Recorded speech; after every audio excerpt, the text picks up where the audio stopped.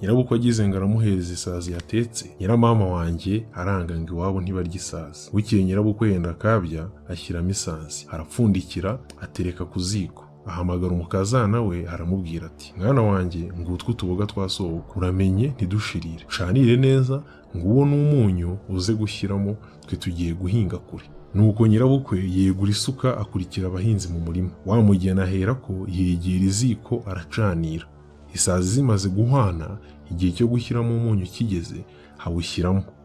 Ageze aho yenda agati akozamo, ararigata ngo yumve uko bimeze. Akojeje ku rurimi yumva biraryoshye. Atereka akabya hasi akomeza gukozamo agati arigata. Akabya kamaze guhora araterura arumika ku munwa nuko rwumira n'ubwo. Nuko yigungaho agakono kamubayeho ingunga. Igihe cy'ihingura kigeze birashyira nyirabukwe araza.